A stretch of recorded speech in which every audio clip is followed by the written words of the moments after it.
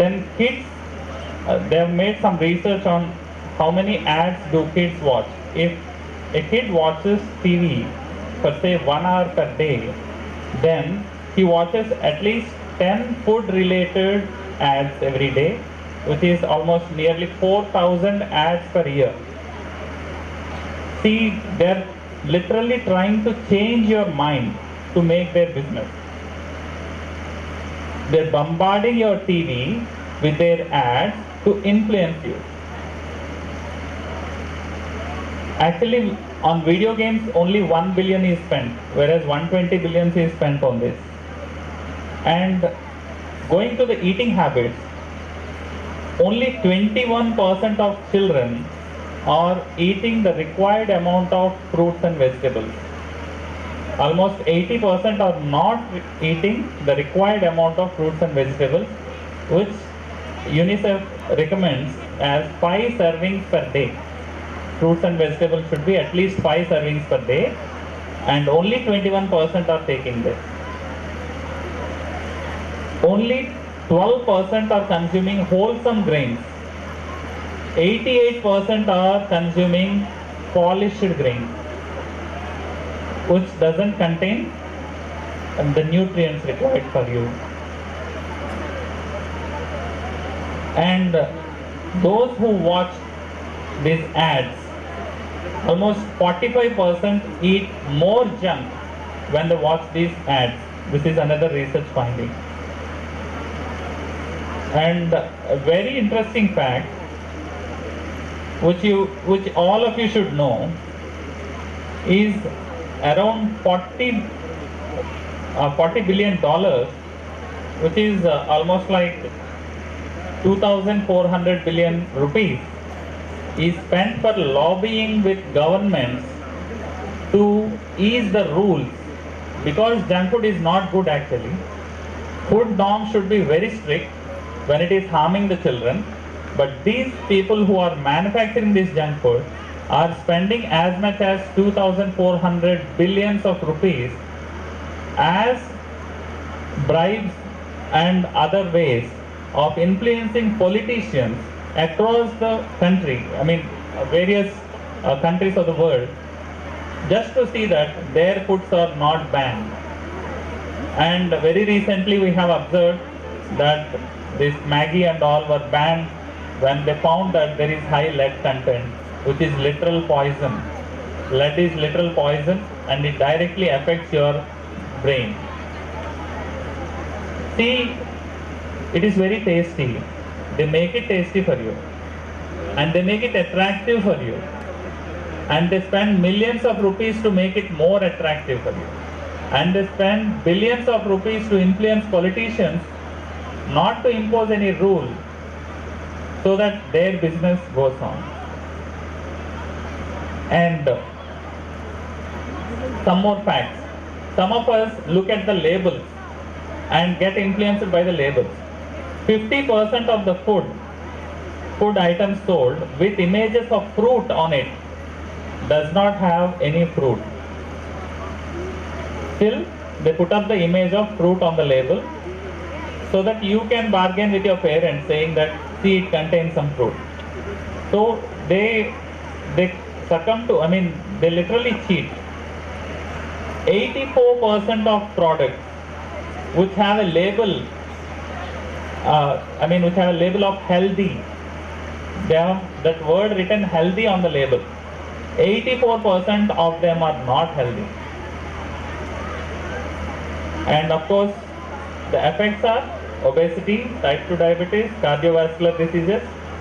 And one more finding of these researchers is every 10% increase in fast food centers in the area is resulting in 136% increase in death rate. The death rate, if there is 10% increase in fast food centers in the area, death rate is more than doubling in that area. So we see the direct impact of this junk food. And if at the school level children don't learn, what is good and what is bad. If someone doesn't tell them, when there is a lot of cheating happening with attractive images and ads on TV, and adding all poisonous substances just to make it tasty, then just because your tongue wants it, if people allow it, is it really good for you? Now I would like Akansha and Likita to respond to this.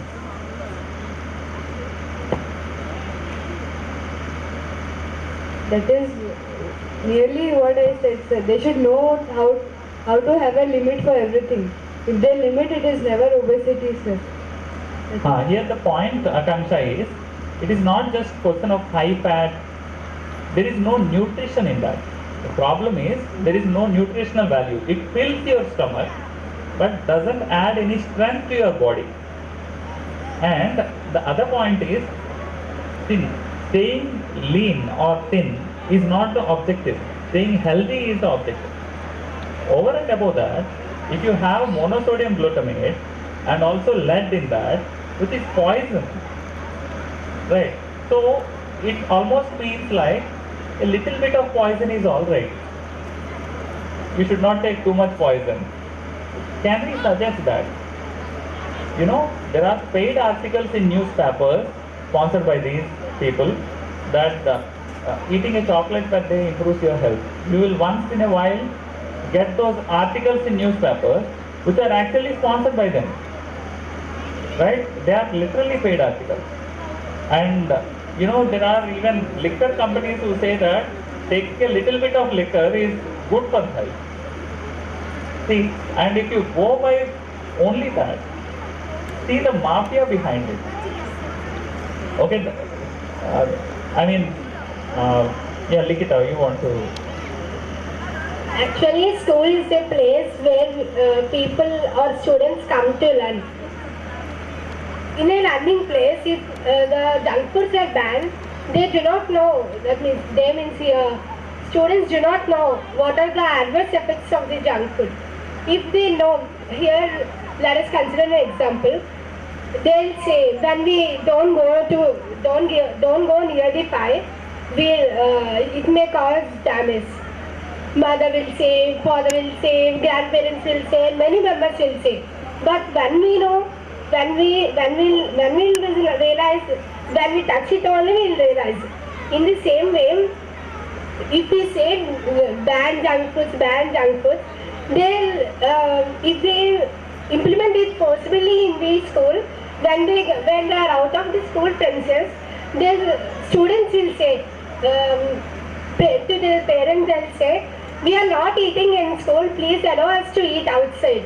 This may result in more and more adverse effects of junk food. So restricting is attracting them. So they are trying to get more into that. You want to add something on this? Children, basically when parents say something no, then always they are telling yes. That is the basic thing. So if we tell them not to have, they'll wantedly have it. So you want elders to say that eat this food and then they would stop. Do you mean to say that? No sir, basically it is a thought of every child. When they say something to do, they are not, and when it is not, it is yes. That is. Can we guarantee that actually? Otherwise, parents would readily go for the opposite. What? They would say eat more junk. No sir, mostly we find that only sir. That is what. Okay. Any one of you who would like to add something? The I'd other like three. to add something. We know that bubble gums contain some lizards, etc. If we say to children don't eat bubble gums, they'll contain lizards. They'll ask questions why they'll contain lizards, really they'll contain or not, how they'll prepare. They'll ask such type of questions. So creating awareness in children at a tender age, at a young age, by creating some stories may reduce some evil effects of junk food. Okay. Anything which? Yes, sir. Obesity is a major cause for all disease. Obesity is a major role plays in diabetes and all epidemic.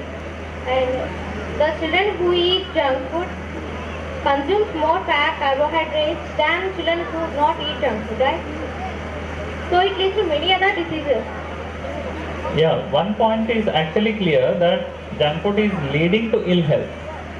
So even Akansha and Likita say that you be in a limit or you don't restrict. If you don't restrict, people will eat less. This is what they want to say. I mean, do you have something to say on this? Bhuvaneshwari, she said about obesity, but many people does not know that junk food, they know that junk food causes obesity, but many of us does not know that junk food is not only the factor that causes obesity.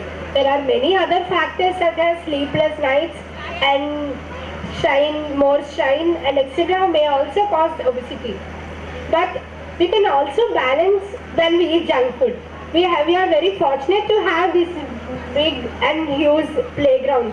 When we eat junk food and do regular exercise, the calories which we gain from junk food can be reduced or minimized to extent by playing in playground.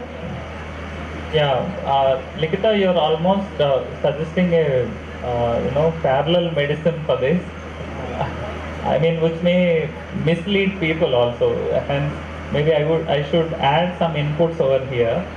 Uh, One thing is, junk food is filling your stomach. It's not adding nutrients. See, when you fill your stomach, then what happens is you tend to not to eat the other food which is actually cooked by your mother, which is healthy, that vegetable, fruit and all that, and which your body needs.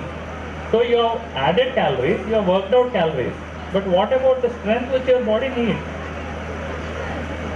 It is like you have deposited something, you have spent it over, but your body needs some nutrition, and where does that come from is one point. And let me also share which is observed in our own neighborhood.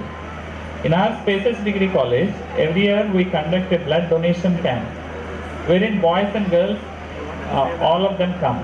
You know what is observed more among girls these days is many of them come forward declared unfit to donate blood because they have low hemoglobin percentage. And every year only 2 or 3 are able to donate.